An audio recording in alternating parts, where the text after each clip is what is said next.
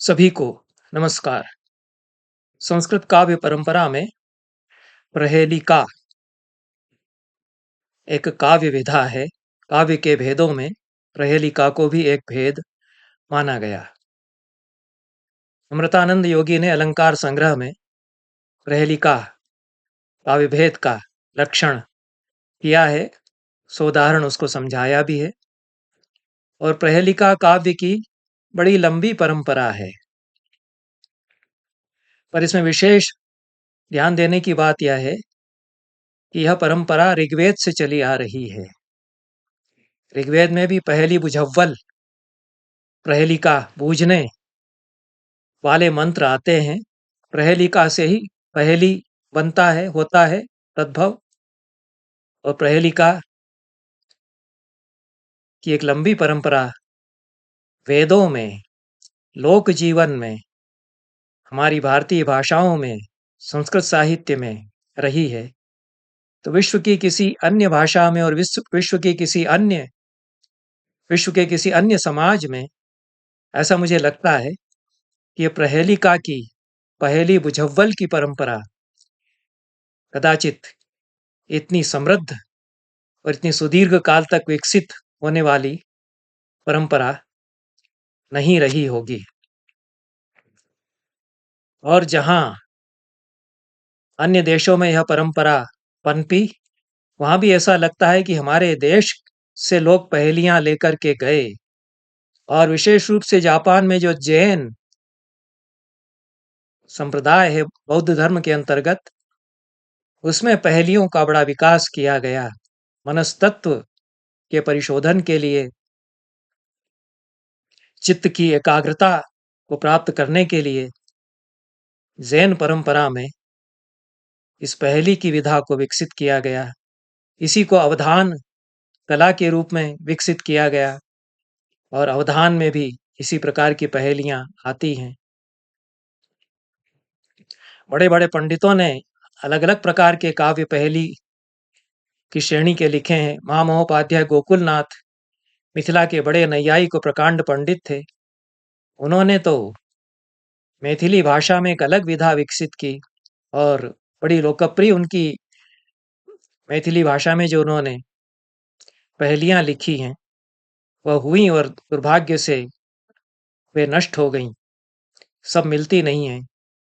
लोक परंपरा में कहीं कहीं महामहोपाध्याय गोकुलनाथ की पहेलियां मैथिल भाषा में बची रहीं, उनके उदाहरण दिए जाते हैं। यह एक बड़ा व्यापक क्षेत्र है और कितने मस्तिष्क की उर्वर मेधा इसमें अचूक रूप से प्रयुक्त होती है, यह भी हम देखते हैं। ऋग्वेद में सृष्टि के तत्व पर विचार करते हैं तो पहेलियां बुझाने का प्रयास करते हैं, पहेलियां बुझाने लगते हैं। मंत्र दृष्टा ऋषि किंसिद वनम कौ वृक्ष आस यत इमाम पृथ्वी निष्ठ तक्षु। कौन सा वन था, कौन सा पेड़ था जिससे इस धरती को तराश लिया, किसने तराशा, ये सब पूछते हैं। तो यह पूछने के लिए पहेली छोड़ी गई है। सृष्टि के रहस्य को भी पहेलियों के द्वारा प्रस्तुत करने की एक परंपरा रही है। और जो लोक जीवन के अनुभव हैं उनको भी पहेलियों के द्वारा कहने की परंपरा रही है। इसी परंपरा को ब्रह्मज्ञान के क्षेत्र में भी समाविष्ट कर लिया गया, इसका विनियोजन कर लिया गया। तो आदिम जनजातियों में, लोक में यह परंपरा रही होगी, वेदों में आई। लोक और वेद एक साथ चलते हैं। लोक के बिना वेद नहीं, वेद के बिना लोक नहीं, शास्त्र के बिना लोक नहीं, लोक के बिना शास्त्र नहीं। लोक में चली आ रही है तो शास्त्र में भी आती है, और लोक और शास्त्र में है तो वेद में है ही। इस प्रकार से पहेलियों की परंपरा जो चली आ रही है वह ब्रह्मोद्य, जो ब्रह्म ज्ञान का मंच था वैदिक काल में, उसमें आती है। इस पर विस्तार से मैं चर्चा नहीं करूंगा, मैंने अन्यत्र इस पर चर्चा की है।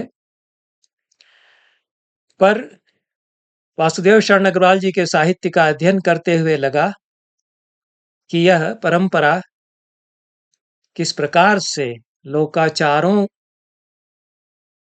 में भी विकसित होती रही है। और यजुर्वेद में ब्रह्मोद्य का जो स्वरूप बताया है, तैत्तिरीय संहिता आदि में जो बताया गया है ब्रह्मोद्य, उसमें जो प्रश्नोत्तर होते हैं उनसे भी यह जुड़ी हुई है। और यक्ष प्रश्न की जो परंपरा है उससे भी यह जुड़ी हुई है। और कर्कटिका राक्षसी राजा से प्रश्न करने लगती है योग वासिष्ठ में, वहां भी ये परंपरा आती है। योग वासिष्ठ जैसे वेदांत के ग्रंथ में यह परंपरा आती है। वासुदेव शरण अग्रवाल यक्ष प्रश्न की जो परंपरा है उसको लोकाचार जो यक्ष पूजा का है उससे जोड़ते हैं। तो पहली बुझव्वल यक्ष पूजा का भी एक अंग था। यक्ष पूजा जो यक्ष मह, उन्होंने प्राचीन भारत के लोक धर्म पुस्तक में वर्णन किया है। यक्ष मह का, वृक्ष मह का, पर्वत मह इत्यादि जो लोकोत्सव हुआ करते थे, तो उसमें यक्ष की पूजा का बड़ा लोकोत्सव था। और यक्षों की मूर्तियां, उनका बड़ा सुंदर विवेचन वासुदेव शरण अग्रवाल ने किया है। जो मथुरा म्यूजियम में, अन्यत्र भरहुत में जो यक्षों की मूर्तियां हैं उनके नाम मिलते हैं। जिस प्रकार से हमारे यहाँ देवी देवताओं के नाम मिलते हैं, तो जो यक्ष पूजे जाते हैं उनके कई कई नाम वासुदेव शरण अग्रवाल ने दिए हैं। मणिभद्र तो यक्ष जाने जाते हैं, विदित हैं, प्रसिद्ध हैं, लेकिन अन्य अनेक यक्ष हैं जिनकी गांवों में पूजा होती थी, उनके नाम मिलते हैं। तो यक्ष पूजा का लोकाचार चला आ रहा है। उसी से जुड़ा हुआ एक एक एक बौद्धिक परंपरा है कि यक्ष प्रश्न होता है, यक्ष प्रश्न करता है।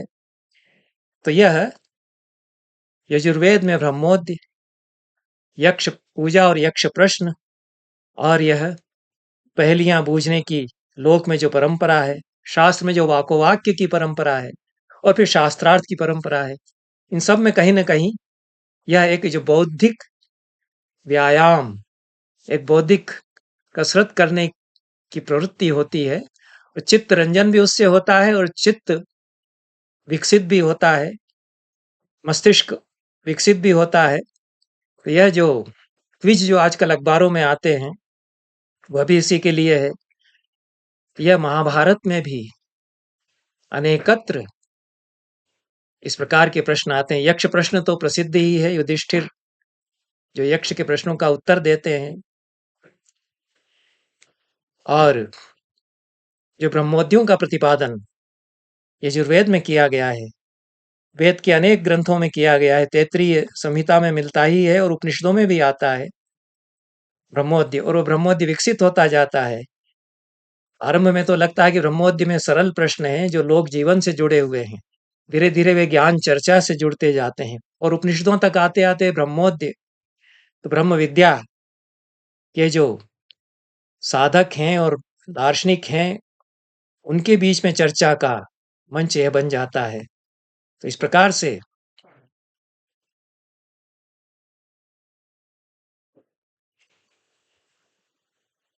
यह जो ब्रह्मोद्य की परंपरा है यह विकसित होती हुई लोक जीवन से भी जुड़ती है। महाभारत में अष्टावक्र और जनक का और अष्टावक्र और बंदी का संवाद आता है। उस पर अन्यत्र मैंने भी चर्चा अष्टावक्र और बंदी के संवाद पर तो की है, पर उसके पहले महाभारत में ये जो आरण्यक पर्व में यक्ष प्रश्न का संवाद, और आरण्यक पर्व में ही अष्टावक्र का जनक और बंदी से जो संवाद है, इन तीनों की वैदिक परंपरा का अनुसंधान किया जा सकता है। और यजुर्वेद में जो ब्रह्मोद्य के प्रश्न हैं वो किस प्रकार से जुड़ते हैं, जो प्रश्न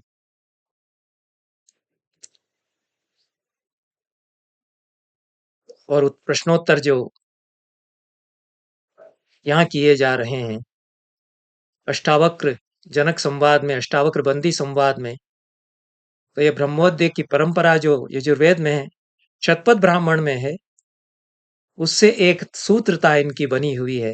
ये लंबी परंपरा विकसित होकर के चली आ रही है। अष्टावक्र कहोड़ ऋषि के पुत्र थे, और कहोड़ ऋषि जब शास्त्रार्थ करने गए तो बंदी ने उनको पराजित करके जल में डुबो दिया था। यह तो कथा प्रसिद्ध है, इस पर पहले भी मैंने चर्चा की है। लेकिन अष्टावक्र को जब विदित हुआ कि हमारे पिता के साथ ऐसा ऐसा हुआ है, तो सीधे अपने मामा को लेकर के और जनक की सभा में पहुंच गए। द्वारपाल ने उनको रोका तो द्वारपाल को उन्होंने बहुत ही तेजस्वी रूप में चुनौती दी। द्वारपाल भी हतप्रभ हो गया और उसने उनको भीतर जाने दिया और सीधे वे जनक के सामने पहुंच गए। उन्होंने कहा कि बंदी से मुझे ब्रह्मोद्य करना है, वाद करना है। जनक ने कहा कि बंदी तो इस प्रकार से बड़े विचारक हैं, वो तो इस प्रकार से सुलभ नहीं होते हैं, और आपका ऐसा साहस कैसे हो सकता है। तब अष्टावक्र ने जनक से संवाद किया। जनक और अष्टावक्र के संवादों का बड़ा सरस कवित्वमय अनुवाद वासुदेव शरण अग्रवाल जी ने किया है। और वो किस प्रकार से, चूंकि जनपदीय संस्कृति में भी रमे हुए हैं, लोक चेतना की भी बात करते हैं, तो किस प्रकार से यह जो लोक में पहेलियां हैं उनकी छायाएं इस संवाद में, यद्यपि दो बड़े ज्ञानियों का संवाद है, उसकी छायाएं इसमें आती हैं। तो ये लोक भाषा से फिर ब्रह्मोद्य की भाषा में कैसे आ गए होंगे, यह हमको अष्टावक्र और जनक के संवाद का जिस प्रकार से रूपांतर किया है वासुदेव शरण अग्रवाल ने, उससे प्रतीत होता है। जनक प्रभावित होते हैं अष्टावक्र से और प्रश्न भी उठाते हैं और देखते हैं कि क्या यह समझते हैं या नहीं। तो चतुर्विंशति पर्वत्वाम षण्णाभिद्वादश प्रधि तत्त्रिषष्टि शतारम वही चक्रम पातु सदा गति। 24 परों वाला, 6 नाभियों वाला, 12 प्रधियों वाला और 360 अरों वाला चक्र तुम्हारी रक्षा करे। अब इनका अष्टावक्र तुरंत समझ जाते हैं और कि पहेली यह है। वासुदेव शरण अग्रवाल ने जो अनुवाद किया है, 6 नाभि 12 अक्ष 24 पोर 308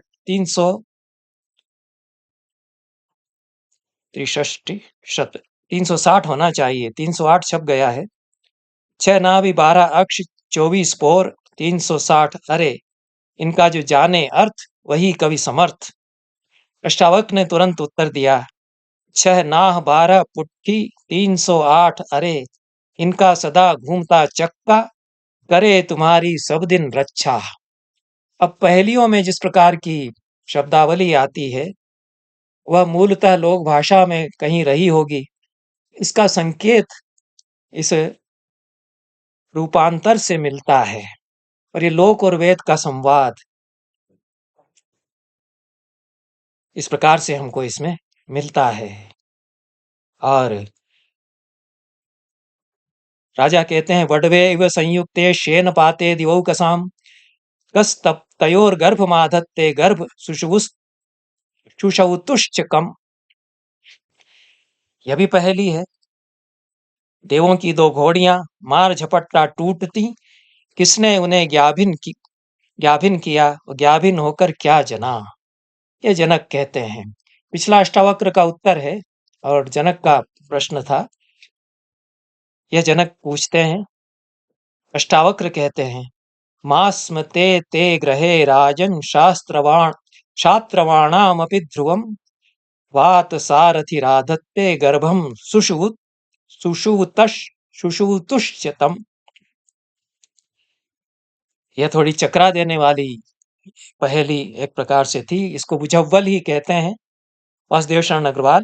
लेकिन अष्टावक्र ने तुरंत उसका उत्तर दिया जब उन्होंने पूछा कि देवों की 2 घोड़ियां और मार झपट्टा टूटती, उनको किसने ज्ञाभिन किया और क्या उन्होंने जना। तो वे कहते हैं कि तेरे घर वे कभी न आए, शत्रु के घर सदा दिखाएं, अग्नि से जो ज्ञाभिन हुई अग्नि से ही वे ब्याती गई। यह अनुवाद किया है, लेकिन गर्भम सुषुवुतुश्च कम, यह प्रश्न किया गया है। और मास्म ते ते ग्रहे राजन शास्त्रवाणामपि ध्रुवम वात सारथि राधत्ते गर्भम सुषुवुतुश्चतम, यह किया गया है। जवाब अष्टावक्र के द्वारा। तो यह इसकी व्याख्या फिर व्याख्यागम में है। पहले प्रश्न में तो जो जनक ने कहा है वह काल चक्र संवत्सर चक्र की बात है, और दूसरे प्रश्न में देवों की दो घोड़ियां प्राण और अपान की दो धाराएं हैं, और इसमें फिर प्राण विद्या और यह जो सृष्टि विद्या है उसकी चर्चा आ जाती है। और बाज की गति से झपटकर प्रत्येक प्राणी के शरीर में गर्भ के समय ये प्रवेश करती हैं। वायु रूपी प्राण इसका सारथी है। ये जो प्रश्न किया था कि कौन उनका सारथी है और कौन गर्भ धारण कराता है और वे किसको जन्म देती हैं। वायु रूपी प्राण इसका सारथी है, और वात सारथी रूपी जीव ही प्राणापान रूपी शक्तियों को गर्भित करता है। जीव के शरीर में आने पर ये शक्तियां भी उत्पन्न होती हैं, और वे उसी जीव को क्योंकि जन्म देती हैं, प्राण संचार उसमें करती हैं, इसलिए प्राणों का आना ही जीव के अस्तित्व का प्रमाण है। यह इस पहेली का उत्तर है। यह थोड़ी सृष्टि विद्या से जुड़ी हुई पहेली है। इसके आगे जो परंपराएं चली आ रही हैं पहेलियां बूझने की, वो भी इसमें आ जाती है। तो किंचित सुप्तम न निविशति किंचित जातम न चौपति कस्यचित् हृदयम नास्ति किंचित वेगेन वर्धते। कौन है जो सोते हुए निमेष नहीं करता है, पलकें नहीं झपकाता है, और कौन उत्पन्न होकर के भी हिलता हिलता डुलता नहीं है।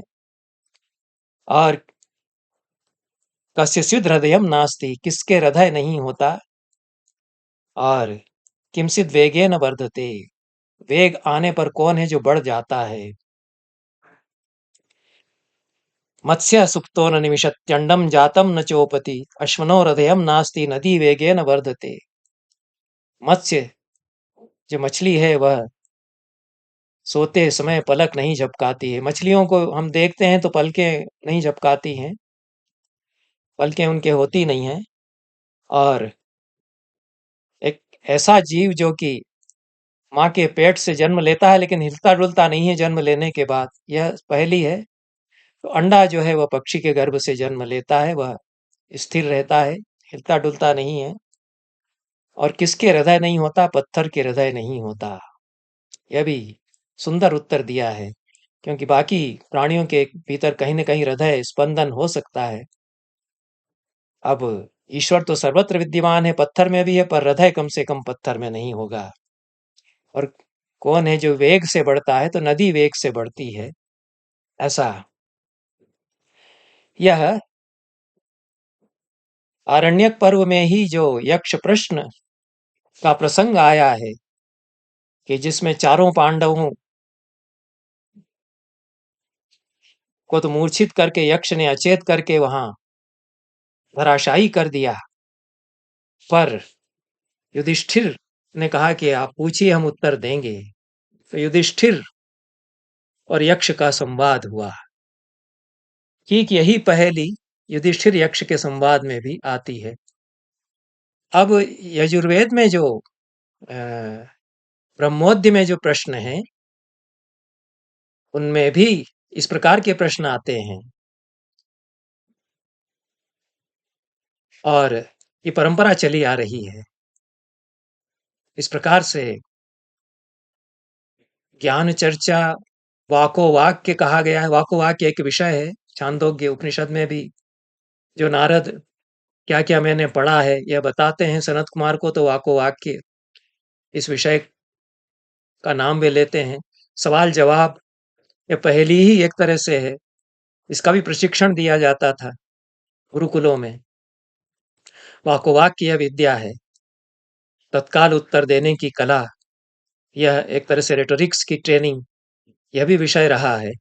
और लोक से यह विषय लिया गया, यह ज्ञान चर्चा का विषय भी बनाया गया। तो यजुर्वेद में जो ब्रह्मोद्य संबंधी प्रश्न है उन पर मैंने अन्यत्र चर्चा की है, वे भी इसी प्रकार के मिलते जुलते प्रश्न हैं, और इनका एक सातत्य हम इस प्रकार से देखते हैं। पूरी यह जो ब्रह्मोद्य की परंपरा, पहेलियों की परंपरा, वाको वाक्य की परंपरा है, जो कि काव्य में और काव्य शास्त्र में व्यवहारिक और सैद्धांतिक रूप में प्रतिफलित होती है। इस चर्चा को आज के दिन यहीं पर विराम देते हैं। सभी को बहुत-बहुत धन्यवाद। नमस्कार।